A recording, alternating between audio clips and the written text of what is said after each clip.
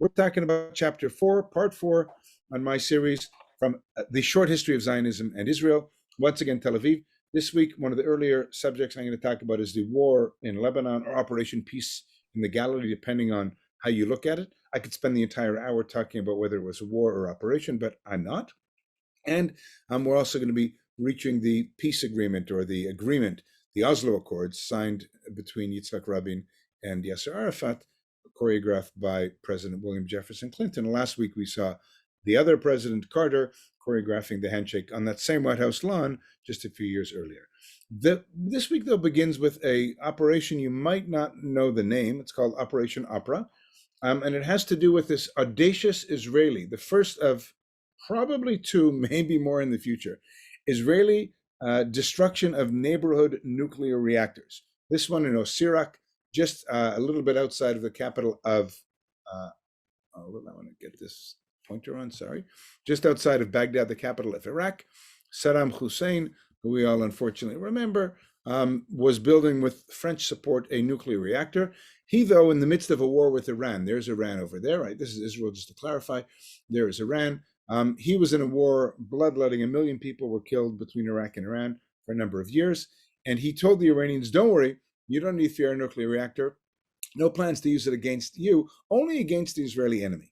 And on Shavuot, June 7th, 1981, and actually the day I was putting this slide together was Shavuot of last year. It was crazy. And I'm looking, I knew it was June. It was Erev Shavuot.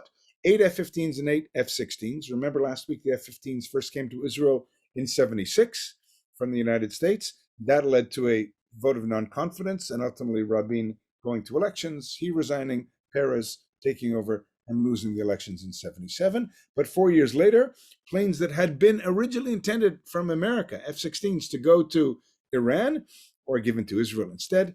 And the pilot of the last plane, this is the plane itself, of this F-16 was no more, no less than Ilan Ramon, the Israeli officer who later went on to be the first Israeli astronaut, who unfortunately was killed in, I think, 2003, when the shuttle team that he was, the entire shuttle and the entire team was killed over Jerusalem, Texas, when it re-entered into the Earth's atmosphere. And here on Ramon's plane, you can see, the kill sticker that they have there. There is the nuclear reactor.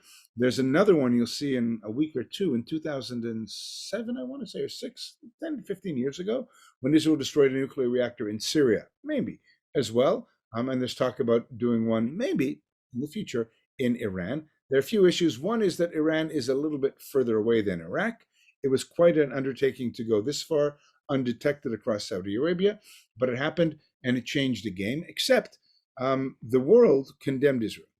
UN Security Council and the General Assembly passed resolutions against Israel. The LA Times called it, quote, state-sponsored terrorism. American government was very opposed to it. Only one public figure in America, love him or hate him, the head of the moral majority, Jerry Falwell, blessed Israel's action.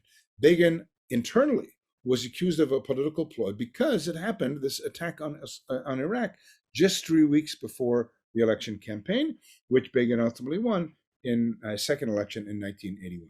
So this is happening in the summer of 81, Erev Shavuot. And then in June of 1982, or throughout 81 and 82, tension is escalating along the northern border with Lebanon. We'd already talked last week about how there is a state within a state in southern Lebanon, in the mention last week of the 1978 Litani operation. And so there is a discussion. The defense minister, Ariel Sharon, ordered the Army General Staff to come up with a plan for a small-scale and a large-scale invasion to destroy the terrorist infrastructure inside of Lebanon. And ultimately what happens, in addition to this escalation of terrorism, Israeli ambassador to London, the court of St. James, actually, Shlomo Argov was critically wounded. He died years later in Hadassah Hospital in Jerusalem. The cabinet saw that as a straw that broke the camel's back, decided to launch an Air Force strike. The PLO responded by targeting Israeli settlements, and that was the reason, basically, that Israel went on the 5th of June into this limited operation, 40 kilometers, about 25 miles, in order to find the places of Katyusha rockets in Lebanon. Like it or dislike it, the Israeli Defense Forces went a lot farther. They found themselves in Beirut. Never good to be in an enemy's capital city. Always very costly for whatever country you are in whatever war. Israel went in the summer of 1982. At the beginning, as we see Prime Minister Menachem Begin here and Defense Minister Sharon at the Beaufort, one of the earliest and most significant early battles in the war.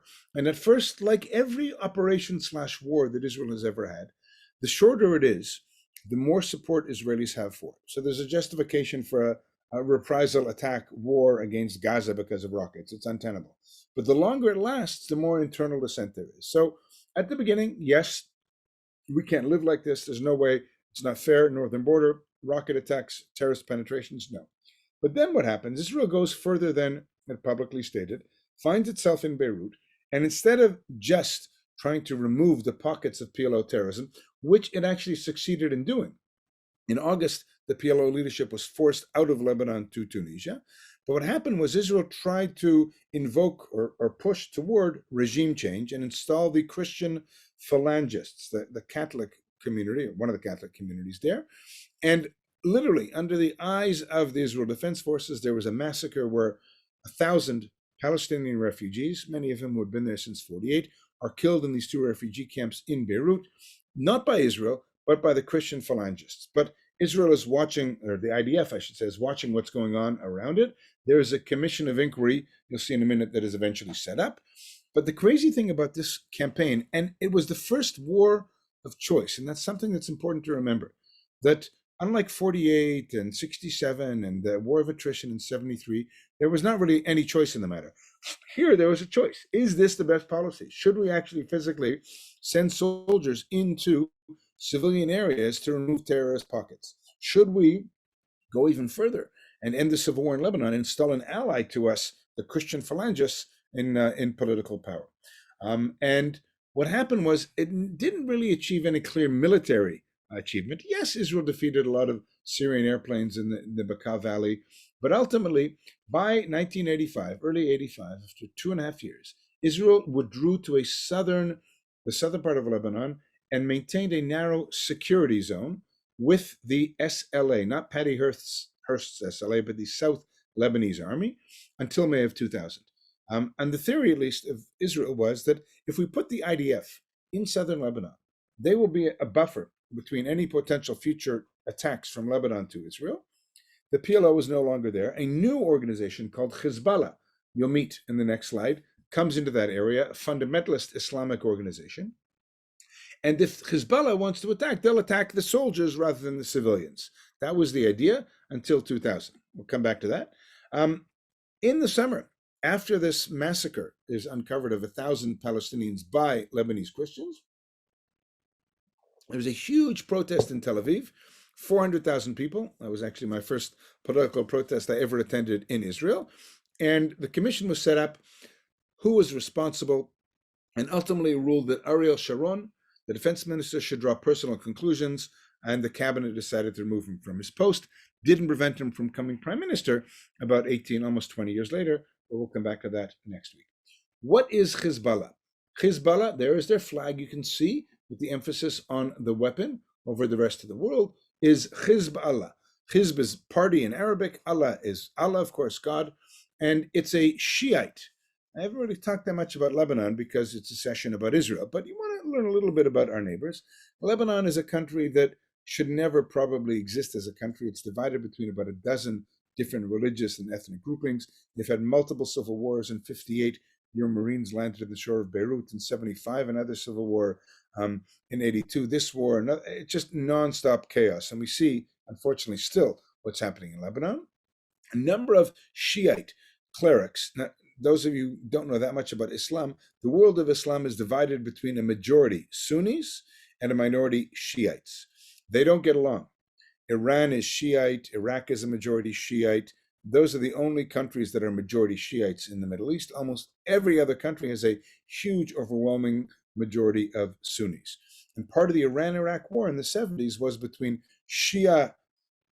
the Shiite revolution in Iran and the Sunni leadership in Iraq, even though Iraq has a majority Shiite population. but I digress. It's too complicated. Maybe another series later on in the Middle East. Anyway, a group of clerics studying in Iran, inspired by the Islamic revolution of Ayatollah Khomeini, decide to establish this organization, funded by the Iranians and supported by the Iranian Revolutionary Guard Corps, to set up this whole organization. In many ways, I think it's important to understand that Hezbollah is a state within a state. It has representation in the Lebanese government. There are elections. Lebanon, as failed a state as it is a democracy, unlike almost every other Arab country around here. 13 of the 100, almost 10%, more than 10% of the seats in parliament are Hezbollah, and they have 2 cabinet posts in the government. Pretty crazy. Their main goal was the elimination of Israel, which is nice to have a neighbor whose main goal is to get rid of you, right? If you look at their manifesto, one interpretation of it in English is, our struggle will only end when Israel is obliterated. Not the nice potential for neighborly relations, as I said. A lot of funding and political support by Iran. Whenever you read something in the news about the Iranian, the Shiite crescent that is going to go from Iran through Iraq, through Syria, through Lebanon, it's something that Israel feels all the time, particularly since Hezbollah now has been very, very heavily involved in and supportive of the Assad regime in the Syrian civil war.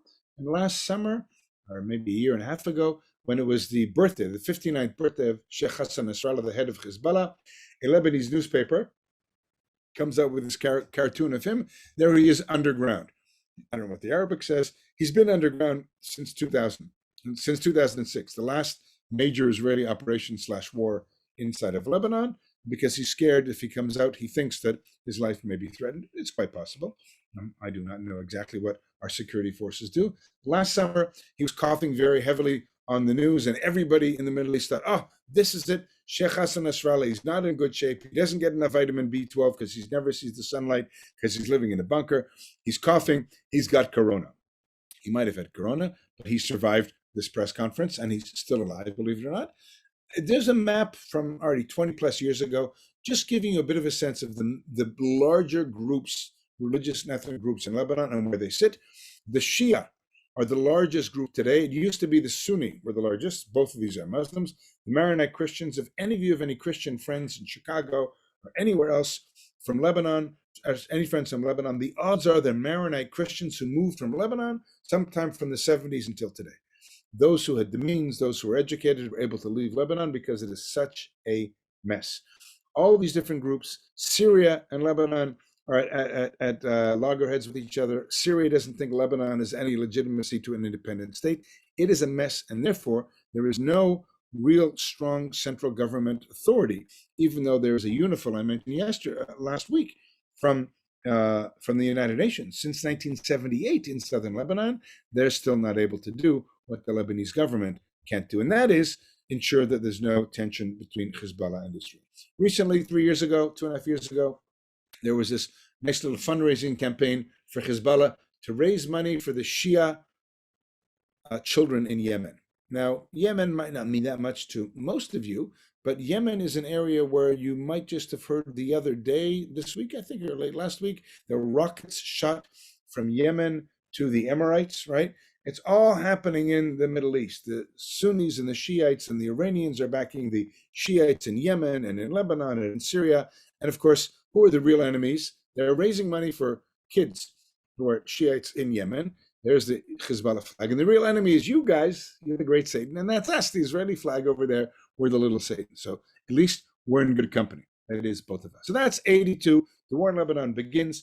PLO is kicked out. Lots of internal dilemma in Israel. Was it the right thing? Was it too much? And Hezbollah emerges into southern Lebanon. What else happens within Israel? There's a lot of continuing protest. And in 1983, against the Lebanese war, And in 1983, there was a protest in Jerusalem where a reserve officer from the paratroopers who had served in Lebanon was killed by a grenade by a Jewish anti-protester. So you've begun, like we saw in the 40s already, Jew against Jew violence. This is violence. A guy who's a reserve officer in the paratroopers, he's somebody who does his time, he's got a lot of skin in the game, and he's out in a political protest, not in uniform. Soldiers can't, of course, but he's in a protest. Menachem Begin, shortly thereafter, says, I can no longer function like I used to. Leave me alone. I wish to resign. Nobody knows for sure why. His wife's death. Elisa passed away, his deteriorating health. The Lebanon War. When I say the Lebanon War, most historians realize that Begin was very much fooled by Ariel Sharon, who had much larger political machinations of a war/operation in Lebanon than Begin intended. Begin wanted to protect Israelis. Begin wasn't interested in regime change, and Sharon, I think, was much more so. And he was very, very taken aback, Begin, by that. There are new elections in 84. Begin is no longer in charge, right? He won in 77 and 81. He resigns, and his number two, Yitzhak Shamir, takes over. And look at the election result. Labour Party got 44 seats, and Shamir's led Likud got 41 seats. Very close, but they decided to form a national unity government. Keep in mind, there are 120 seats in the Knesset, in our parliament. You need at least 61 to govern properly. And so if there are 44, if there are 85 seats between the two big parties, that means there are only 35 more seats. It would be very difficult for either the Labour or Likud to get enough of other parties to join them in a governing coalition. So what happens is Yitzhak Peres is first prime minister, and Shamir, foreign minister, and they switch. Yitzhak Rabin is defense minister. The government did set up two major goals. One is to curb inflation that was over 400% per annum. America is very worried. The stock market tumbles. Poor, what's his name, Elon Musk, and poor Jeff Bezos each lose, $20 billion in 2 days because the market falls, because inflation is at 6%, because lots of things are happening.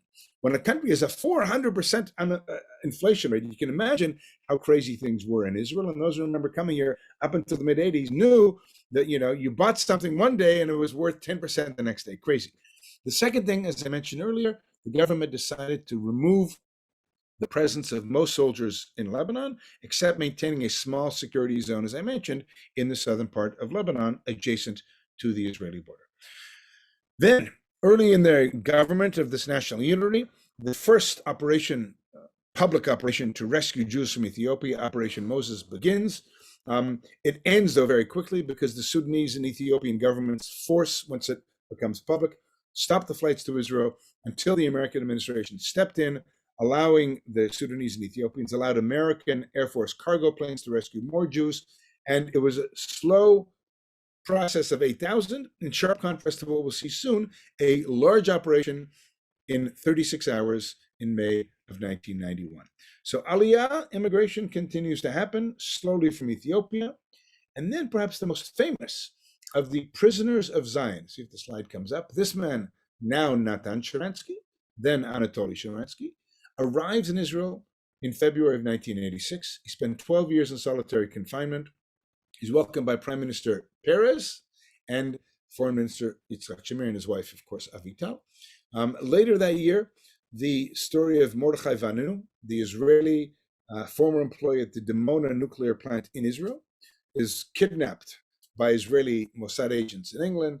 After he gives 60 pictures of the plant to the Sunday Times, claiming that Israel has 100 to 200 nuclear bombs, and Prime Minister Peres said Israel's policy has not changed. It would not be the first to introduce nuclear weapons into the Middle East. Israel has never formally said to this day that we have nuclear weapons. It's pretty clear that we do. But that is the line Peres said back then, and we still continue that line. He spent 18 years in prison in Israel, released, converted to Christianity, but he's not allowed to leave Israel or to be in contact with any foreign journalists. And the other big event in that period was the tragedy, missing in action of Ron Arad, the Israeli Air Force navigator, who him and the pilot crashed over Lebanon. They escaped. The pilot was rescued by Israeli Air Force, but the navigator went to hide somewhere. They couldn't find him. We don't know the fate of Ron Arad. And even a couple of months ago, it came up in discussion that the Israeli Secret Service might have some progress in locating the remains of Ron Arad in Lebanon. Who knows? December 1987. So we've got this issue still on the border with Lebanon. We've got a security zone, but we're not fully in Lebanon. Then, end of December 1987, the leadership of the Palestinians has been kicked out there in Tunisia. They've been there since the summer of 1982. And after an accident in which 4 Palestinian laborers are killed in the morning on the way to work, a rumor quickly spread that it was a premeditated murder. Gaza erupts in riots that then spread to the West Bank.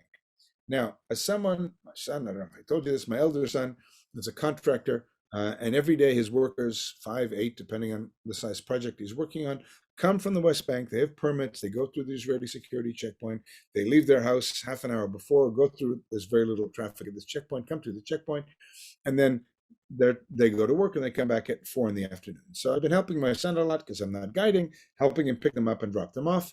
And it's chaos. I mean, the parking lot where there are hundreds of guys coming in the morning at 6, 7 in the morning. So I'm waiting for an accident to happen right there. Unfortunately, it has not happened, but it's easy to imagine that these things happen and drop off and pick up points at many of the checkpoints throughout Israel. Their protest happens when the defense minister Rabin is in the United States. He's on a trip there. And when he says, what do we do? They're young, look at the picture, young boys throwing rocks and using slingshots to throw rocks even farther, Molotov cocktails. He said, we'll break their bones, right? What are you going to do? They're kids. They've got a violent protest against you. But this was not a uprising initiated by the PLO leadership in Tunisia. Rather, it was a spontaneous uprising, mostly by young, you can see in the pictures, young boys in the West Bank. And it really, in Gaza and then spreading to the West Bank. And it really marked the beginning within Israel as of a recognition / understanding that this occupation, this control of Judea, Samaria, Gaza, the West Bank, whatever terms you want to call it, of Israel controlling another group of people who don't have the same rights as us, becomes quite an issue. And there's no question that the political right in Israel had awakening in this first intifada. I'll talk later next week about the political left having a wake-up call in the second intifada in 2000, realizing that the Palestinian uprising wasn't about Israel leaving Gaza and the West Bank, but was about Israel leaving all of Israel between the Mediterranean and the Jordan. But this first massive wave, 20 years after the Six-Day War, and shortly afterwards, a new organization emerges in Gaza called Hamas. You can see the Dome of the Rock in Jerusalem, the two swords symbolizing the violent struggle. And 2 months after the Intifada, this organization, the Movement of Islamic Resistance, known by its acronym Hamas, which is Arabic, by the way, for the word for zeal, kind of zealousness, and it's a branch of the Egyptian Muslim Brotherhood fundamentalist organization. Now, the Muslim Brotherhood in Egypt is the group that assassinated President Sadat, is the group that has always been the opposition, very heavy-handedly dealt with by Mubarak and by Sadat and by Nasser, and of course by Sisi as we speak today. When there were democratic elections in the Arab Spring a few years ago, the Muslim Brotherhood won, and that was quickly reversed by the coup of the military led by Sisi. What is Hamas committed to? Quite simply, Islamic rule for all of Palestine between the Jordan and the Mediterranean. It rejects any notion of any Jewish state or any territorial compromise. It's all about zero-sum game. It disagreed with the PLO, and if you look at their covenant of 88, it rejects the PLO, the Palestine Liberation Organization, set up in 64, remember, by the Arab League to represent the Palestinian people in their struggle for violent overthrow of the state of Israel. And Hamas rejects the PLO's leadership. Instead, Hamas says, jihad, struggle, sometimes violent, sometimes not, and against Israel, and quote in their foundational document, corrupt and degenerate elements in Palestinian society. That's the PLO. Anybody but them. Don't try to bore us with the details of a Palestinian nationalist movement. No. It's all about religion. There is no solution to the Palestinian question except through jihad. Initiatives, proposals, and international conferences are all a waste of time and vain endeavors. And the charter continues, it strives to raise the banner of Allah over every inch of Palestine. Now, this is important because the Palestinian society today in Gaza and the West Bank are divided between two political leaderships. In Gaza, it is controlled by Hamas. We'll see that next week. In the West Bank, it is controlled by the PLO. The PLO is a national, it's an umbrella of a bunch of organizations, some more socialist / Marxist, others less so. There are Christian elements in the PLO as well. Hamas is a fundamentalist Sunni Islamic organization that public enemy number one is us, public enemy number two is anybody in Palestinian society who isn't the Islamic Brotherhood leadership. Very important to remember, there's a lot of bad blood between Hamas and the PLO in the West Bank. Most countries we know and we like us in Canada, you guys, the EU, Japan, all designate Hamas as a terror organization. They won the elections in 2006, democratic elections that took place in Gaza and the West Bank. And a year later, they threw out the members of the PLO in a violent military coup. Here you can see the means of their rockets. Some are unsophisticated, made in their basement. Others are somehow smuggled in from Iran or North Korea. But they are the governing authority on every single level of life, political, theological, economic, social, medical, etc., etc., etc. And they are in Gaza. And so one of Israel's very difficult dilemmas is how do you have any discussion slash negotiation with a group of people, with a government, whose foundational document calls for your removal? It's pretty hard to do business with them. At the same time, Israel continues to let Gazans in for medical treatment to Israel, and at the same time, in recent months, has increased the number of workers allowed day workers in construction and agriculture to come from Gaza into Israel. At the same time, that because who on the Palestinian side determines who comes in? It's the government, which is Hamas.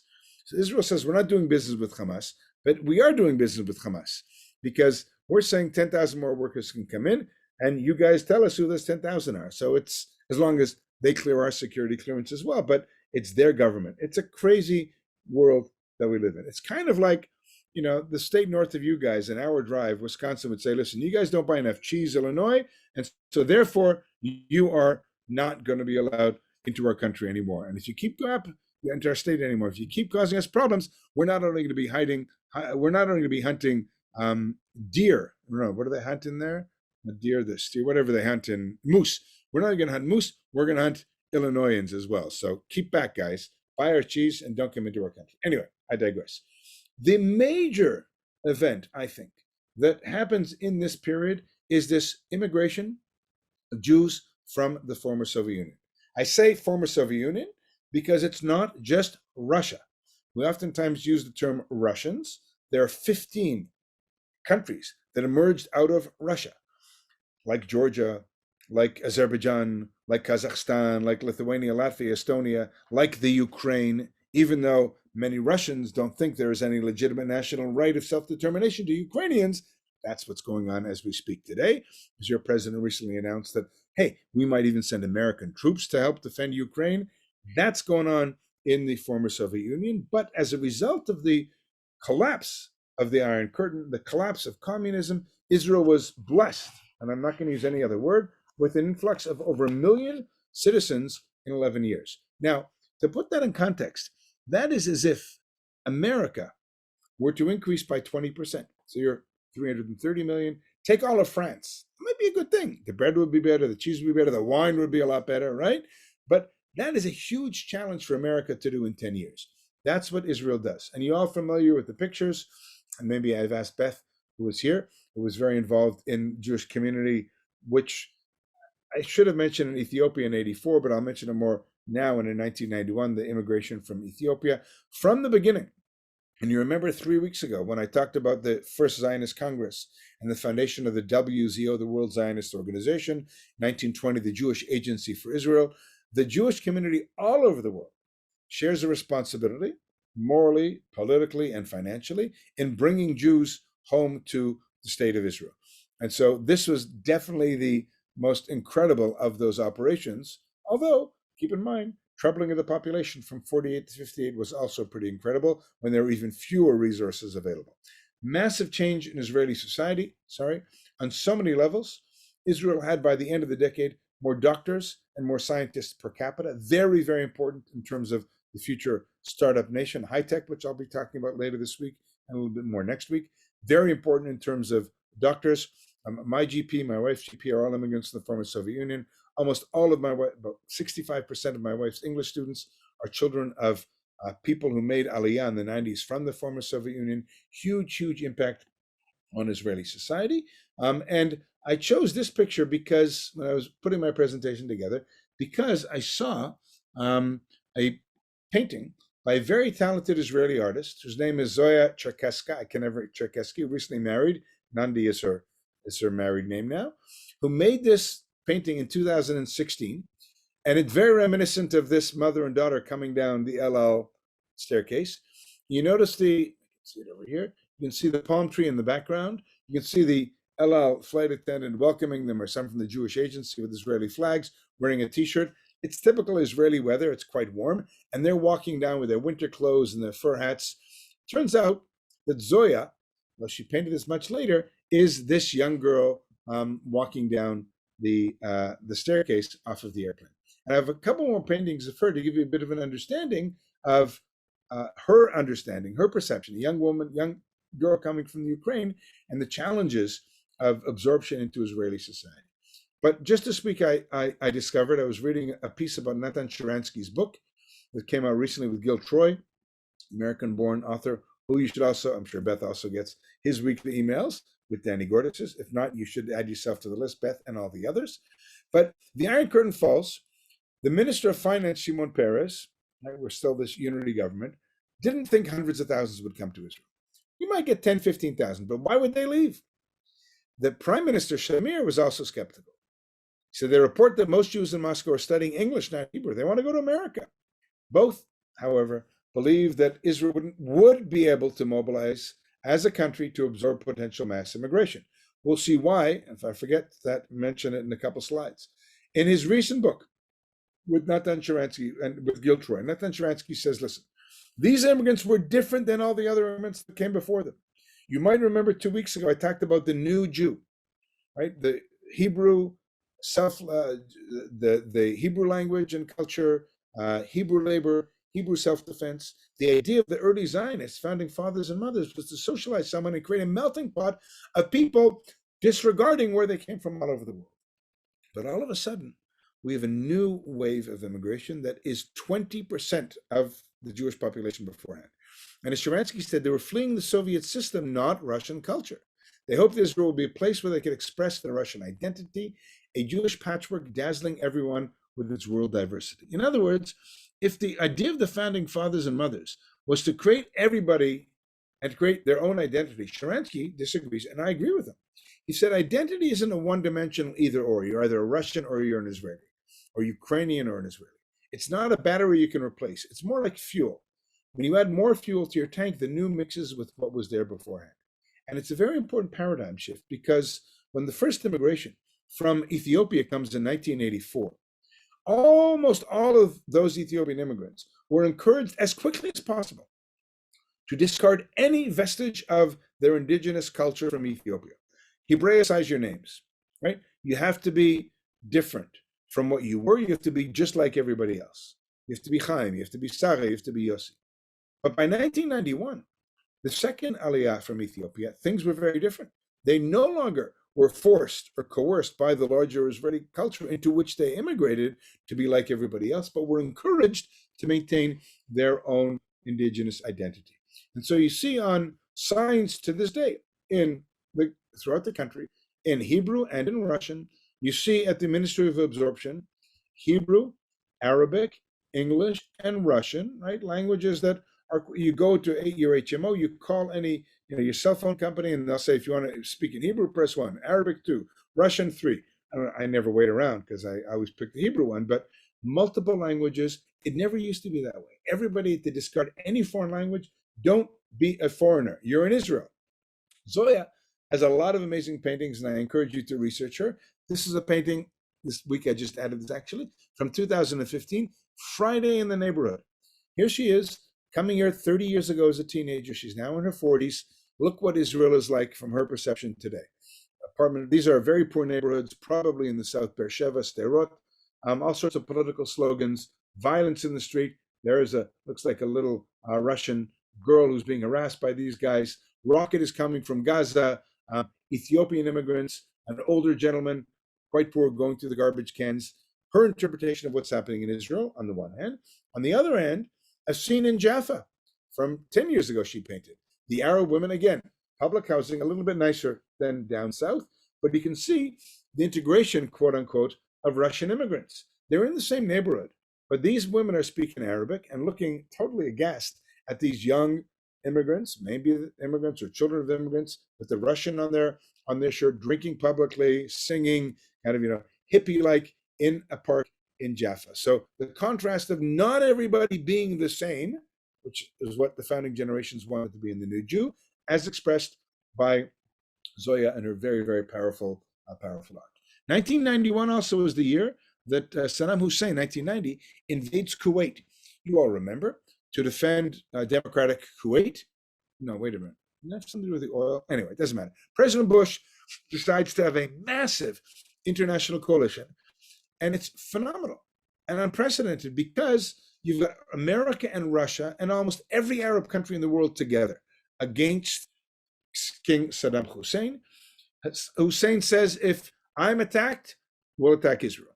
Israelis were given gas masks. We had to take them wherever we went. I just made Aliyah in 1988. I didn't mention that. I moved here in 1988. We had no idea that the Iraqi rockets would contain biological or chemical weapons. They shot 47 Scud rockets from western Iraq, mostly hitting Ramat Gan and Haifa, the area, the big city up in the north. And this all began after the shock and awe operation of Desert Storm began the 17th of January 1991. Again, over 40 missiles eventually landed. The Prime Minister of Israel, Shamir at the time, realized that although we wanted to retaliate because we were attacked, we couldn't.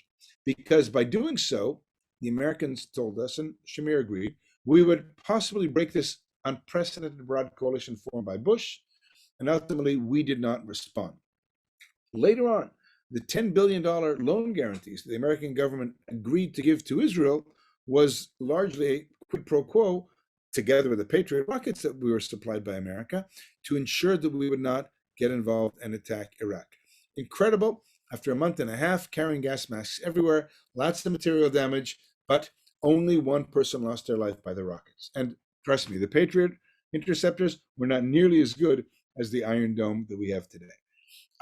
Later that year, in the end of October, beginning of November, an unprecedented American-Russian initiative. Remember, 3 years ago, there was still the Cold War, as a peace conference in Madrid. And the idea, as expressed by Dan Meridor, an aide to Prime Minister Shamir at the time, historically, the Madrid conference was a turning point in the history of the Middle East conflict. Just like Egypt last week in the Sadat visit in November of 77 and the signing of the peace in March of 79 was a watershed event in the Arab-Israeli conflict, so too was Madrid, because Madrid was about bilateral discussions. Some of the pictures you might remember, there we are, the headline in the newspaper, the United States is attacking Iraq and Kuwait. Of course, we got the rockets. There's your Patriot missile.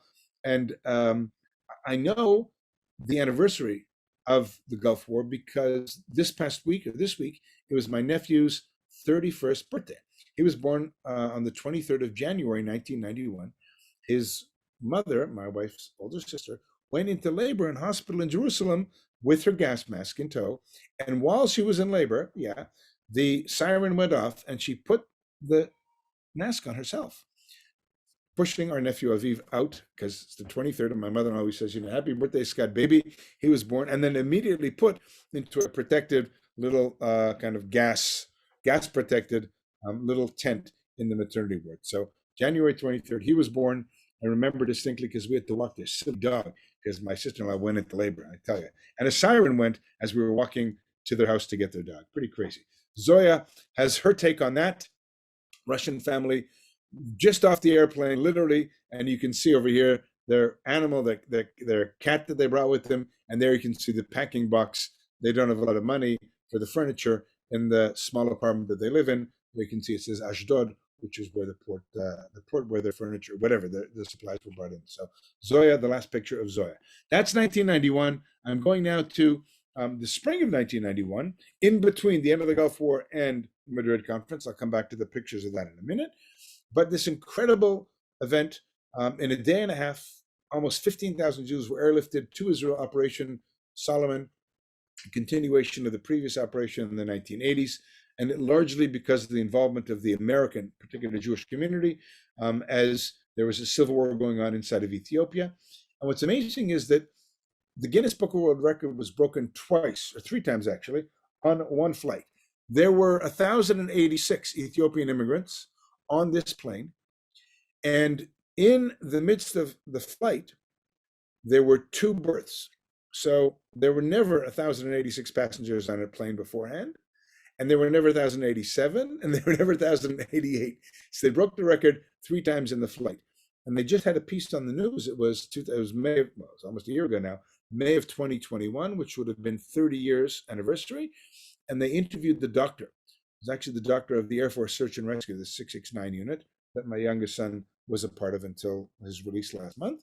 And they interviewed him on the plane. And then they had this 30-year reunion of these two kids who were born on the plane with this doctor. It's a crazy piece on the news just a few months ago. Anyway, more of the images, very powerful moment. I was living in Jerusalem, working in fundraising, and my boss said, you might want to go to the Diplomat Hotel. There's something you might want to see. And as you see, letting off one of the Hercules transports, Ethiopian immigrants arriving in Israel, and I walked about a mile after the Diplomat Hotel, where I saw hundreds of beautifully dressed Israelis, new Israelis of Ethiopian origin, who had just in 36 hours been taken from rural villages like this drawing by an Israeli Ethiopian artist in Gondar from the urban area of Addis Ababa, the capital, and brought to Israel.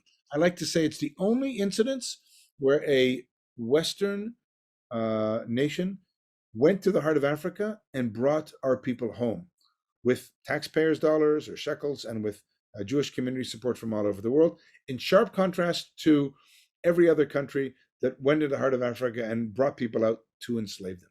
And one of the more powerful, poignant pieces of this rescue was reflected on in a poem or a song written by Chaim Idris, put to music by the Israeli artist Moshe Shlomo Gronach, I should say, sorry. But I'm not going to read everything. It's a story of the journey from the rural area to the urban area, and it's a very powerful story. The moonlight lights the way. Our sack of food has been lost. The desert doesn't end. The jackals are wailing, and my mother soothes my small brothers. Very soon we'll be redeemed. We won't stop walking till we get to the land of Israel. Keep in mind, Jews of Ethiopia for thousands of years dreamed that they would eventually get back to the land of Israel. At night, the robbers attacked. The mother is killed in their walk from the rural area to get to the airplane. Is an image of a mother and a son upon arriving. Very soon, our dream will be realized without the mother, of course. Thousands of people died along the way. In the moon, the image of my mother looks at me. My mother won't disappear. Very soon, just a little more will soon be redeemed. We won't stop walking to the land of Israel. Very soon, just a little more, raising our eyes to the last effort before we go up to Jerusalem. There is a memorial now in Jerusalem on Mount Herzl in the military cemetery, dedicated to the thousands of Jews who died en route from Ethiopia through Sudan earlier in the 80s and the 90s on their way to the land of Israel. The peace conference, as I mentioned beforehand, in Madrid, so the Operation Solomon in May and end of October, beginning of the peace conference in Madrid. King of Spain opens it by saying, this is an historic opportunity to promote the chances of true peace in the Middle East through direct negotiations between the parties. No longer Israeli-Arab conflict, Israeli-Syria, Israeli-Jordanian, Israeli-Lebanese, Israeli-Palestinian discussions. And what's interesting is you look at the cast of characters, you might recognize some, Mikhail Gorbachev, Bush Sr., there is Yitzhak Shamir behind him. You can make him out over there. There is Bush addressing the plenum, and there is a man you might recognize, Netanyahu, who was an aide to Prime Minister Shamir. There is Shamir at the table with his scowl on, and there is the Israeli delegation next to the Egyptian Foreign Minister Amr Moussa. Netanyahu was an aide to Shamir. Later on, after Shamir's resignation, becomes the head of the Likud party and then becomes prime minister. We'll meet later on in 1996. But after Madrid, there are new elections. Yitzhak Rabin, former prime minister in the 70s, former defense minister in the National Unity Government, runs on a ticket of the Labour Party, and he wins 44 seats versus 32 of the Likud. Quite a victory. It had been in the previous election an almost tie, 39-40 in favor of the Likud 4 years before. Rabin was seen by many Israelis as Mr. Security, professional soldier for many years, commander-in-chief, defense minister, a lot of credibility in the Israeli public. And as he won, the same Chaim Yavin who last week said with a dour look on his face, Mahapach, an upheaval when the political right took over with Begin, ends the control of the political right for the previous 15 years, and says, mapach, an upheaval, as the exit polls published that Rabin will win.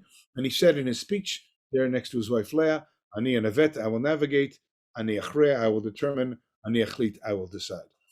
Again, on the coattails of Madrid, on the recognition that the world in 1992 is a very different place than it had been 4 years before. No more Cold War, Gulf War, the world unified against Saddam Hussein, Russia, America together, bilateral discussions. And as a result of those bilateral discussions, a secret path in Oslo was pursued by Israel and the Palestinians. Shimon Peres, the foreign minister, Rabin, the prime minister. And Peres said to Rabin and myself, the Oslo agreement was a moral decision. Israel was strong enough to stop ruling over others. When negotiations start with the opposite side, it appears that what we're looking for is a middle ground, mainly a compromise. The Oslo agreement, he continued, was a revolution in the land where the majority are conservative. It's true. The peace with Egypt was from the political right. Much harder for the political left, I believe, to make peace within with the enemy, and all the more so when you're dealing with a terror organization led by Yasser Arafat. You can see Rabin, very stoic face, not wanting to shake the hand of Arafat, but kind of pushed into it by President Clinton. And what's amazing is after they signed the Declaration of Principles on the White House lawn on the 13th of September, 1993, Israel began to withdraw from Gaza and Jericho, allowing for self-determination of Palestinians in those areas, moving toward a final permanent arrangement within 5 years' time. At the same time, the PLO pledged to make peace with Israel, stop terrorism, and eliminate the causes in their covenant that caused for our destruction. December 94, Peres, Foreign Minister, Prime Minister Rabin, and Arafat all won the Nobel Prize in December of 1994. However, not everybody in Israel agreed. We'll see that in 2 slides. What, looking at the maps, was this first agreement about? This is Gaza, and this is Jericho. Jericho, all of it, Palestinian, and the white on this map in Gaza was going to be Palestinian, and the gray was going to be Israeli. A few settlement areas where the 8,300 or so Jews lived up until 2005. And the idea was that Israel would relinquish security and political control in these areas. They would be called Area A, Palestinian Autonomous Area. No Israeli presence, Palestinian Security Service, Palestinian collection of garbage, educational curricula, etc. If you zoom out, there is Jericho in the lower left. There is that same shape you can see of Jericho over here on the West Bank. So Gaza should be down here. It's just not on this map. But this coloration of the map, 3 colors, show 3 distinct areas of these 1995 to 2000 Oslo Accords. The blue, Area C, fully controlled Israeli. The yellow, Palestinian, fully controlled Area A. And the brown, shared Palestinian control. And essentially the discussions in the 90s between Rabin and Peres and Netanyahu and Barak and later on Sharon and the Palestinians were all about how much of the blue, C, Israeli controlled, would become shared B, brown, and how much of the brown shared would become the A, yellow. It's as simple as A, B, C, in fact, right? In Area A, the areas where Palestinians live, no Jews, full Palestinian security and civic autonomy. Everything, garbage collection to education. Area B, about 1 million Palestinians. Palestinians have civic control. They have garbage control, taxation, elections, but Israel maintains security. And Area C, where there are almost now 500,000 Israelis and over 100,000 Palestinians, those are the areas that Israel has full security and civic control in. And A plus B plus C equals 100% of the West Bank. So that's happening.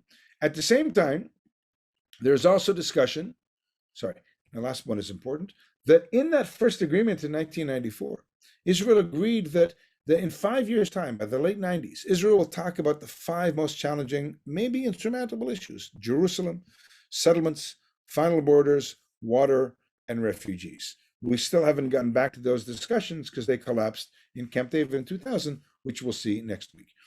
So Israel has bilateral discussions with Jordan as well as with the Palestinians. It leads to a full peace agreement with normalization. Here you can see the Prime Minister of Israel, Rabin, President Clinton, and there's King Hussein He's the monarch, but it's his prime minister, I forget his name, Maliki, I believe, who signs the agreement. And it's interesting because it takes place in former no man's land, just north of the city of Eilat. Rabin said, I have one dream to give the next generation a better and a more peaceful world, whereas his partner, King Hussein, said, this is the day in which hopes, promises, and determination shall prevail. We, all the children of Abraham, shall cherish and remember this day, which is the dawn of a new era of peace. And there you see the famous handshake. He's obviously a lot happier embracing King Hussein, who he had met many, many times, and shared the common enemy of the PLO, by the way, than he was embracing the hand of Arafat. And here you can see young children, including my niece and nephew, actually, not the one born in the Gulf War, but his older cousins, my wife's other sister, who live in a kibbutz nearby, and were part of the kids who let go of those blue and white and red and black and green balloons to symbolize the peace agreement that was signed. So there's a lot of internal dissent in Israel over the discussion with the Palestinians. And at a rally in Tel Aviv, entitled Yes to Peace, No to Violence, on the night of November 4th, Saturday night, 1995, Rabin gives his, now we know, final speech. Violence is eroding the foundation of Israeli democracy. It must be condemned, denounced, and isolated. It is not the way of the state of Israel. As he was leaving the rally, making his way down into his armored vehicle, he was shot and fatally wounded. And at 2:14 that morning, his bureau chief said the Israeli government announces with shock, great sorrow, and profound grief the death of Yitzhak Rabin, who was assassinated in Tel Aviv this evening. May he rest in peace. There he is speaking at his last rally. A lot of people were surprised. They thought for sure it was an Arab terrorist, but it was internal dissent within Israel, tragically by an Israeli former soldier, law student at Bar Ilan University, who really believed that it was incumbent upon him, from his crazy interpretation of Jewish law, to kill the prime minister because he was endangering Jewish lives in negotiating with the Palestinians. 80 heads of state attend the funeral, including his friend, of course, Bill Clinton. And Clinton, in his eulogy, said, the world has lost one of its great men, a fighter for the freedom of his people and for peace, Shalom Chaver. And King Hussein, on Rabin winning, so he said this earlier, winning the Nobel Prize in 94, said the following. It was his greatest legacy, Rabin, for it took a warrior to cross the divide, take courage and meet us halfway. He laid the foundation necessary to heal the wounds. He brought the Middle East closer to peace, and he was Israel's courageous champion of peace. Now, I said last week when I quoted Ezer Weizmann at the Camp David discussions, he said that's what Begin and Sadat and Carter were all about. The true test of leadership is the ability to do something seemingly against your DNA.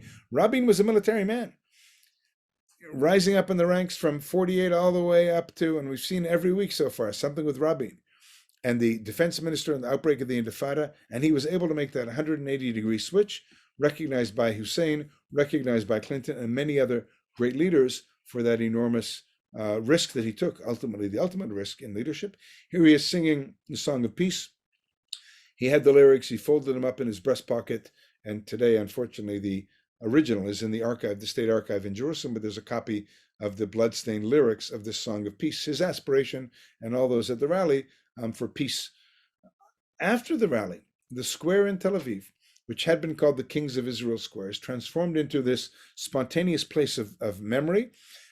Years later, the city of Tel Aviv took down all of the graffiti and ultimately left one big piece over there where it says Slicha, or sorry, Hebrew, Arabic, and English, the place where Rabin was murdered in the struggle for peace. But I'm going to end with three more slides before I turn it over to questions. And that is what happens after the murder. Prime Minister Rabin is killed. Number two, Foreign Minister Peres becomes prime minister. And there's an increase in terrorism in January and February in the Palestinian areas and in Israel. Israel kills one of the main bomb makers, the engineer Yehiya Ayash, in January. Massive wave of bombings. I remember being in Jerusalem at the time with a group from Toronto. The whole hotel shook as a bus was blown up not too far from where we were. More and more internal opposition to more compromise vis-a-vis the Palestinians. And there was an election. And according to a guy who was elected in this election, the father of our current foreign minister, Yair Lapid, Tommy Lapid, said that Netanyahu was elected because the majority of the Jewish public couldn't accept a deal in which we give up territories while the Palestinians blow up our buses. He's saying Israelis didn't vote for Netanyahu because they loved him, but they couldn't continue on this deal because many Israeli innocent civilians were being killed throughout all of the country. And the first time there were direct elections, a separate ballot for prime minister, and Netanyahu won by a very small margin, 29,500 votes. But he did. He won the election and he formed a government and he was prime minister until 1999.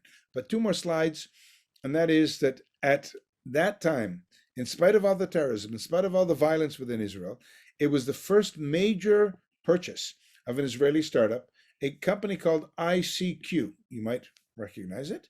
Or if you say it quickly, ICQ. It was a social messaging or an instant message platform created by four young Israelis, bought out by a company for $407 million. That was big in 1998. It was the first major purchase and this kind of first Israeli move toward the high-tech revolution. And I will end, before my questions, with the last slide talking about our 50th anniversary. As we were approaching the 50th anniversary, there was a lot of sense in Israel that, hey, we got peace with Egypt, we got peace with Jordan, we're talking with the Syrians, we've got issues with the Palestinians, but we're at least talking with them. And now that we've solved all of our external issues, now maybe we can focus on our internal issues. We've reached this mature age of 50. Al Gore comes to celebrate, to join us and Prime Minister Netanyahu in our celebrations.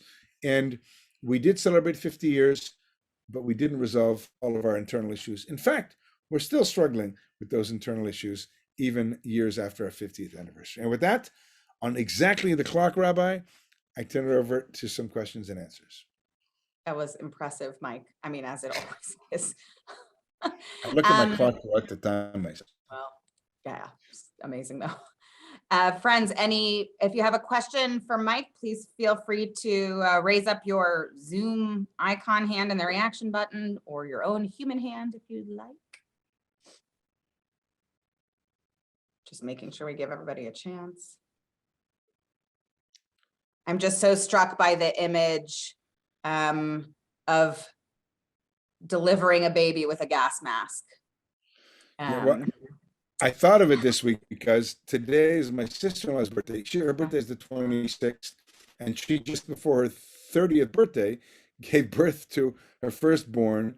And literally, we were living in the same neighborhood in Jerusalem, and they said, listen, and this was pre-cell phone day, so if we need to go to the hospital, then can you come walk like the half mile to our house and take their dog back to our house? Fine.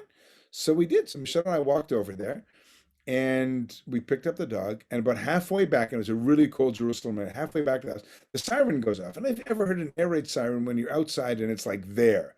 It totally shook us to our bones. We ran back to the house and we were concerned about us. I was ready to leave the dog in the street, but that's another story. But the next day, our nephew was born. And it's this bizarre reality that thankfully we haven't gotten back to.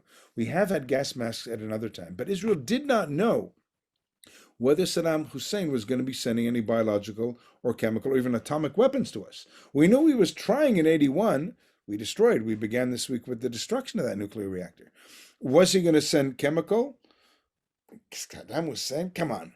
Where is the smoking gun? Well, the dead Kurds and the dead Iraqis, because of his use of gas on his own citizens and on the Iranians, we knew he still had them. Unfortunately, nobody has found them ever since. That was the big issue of Gulf War #2. But we had absolutely no idea.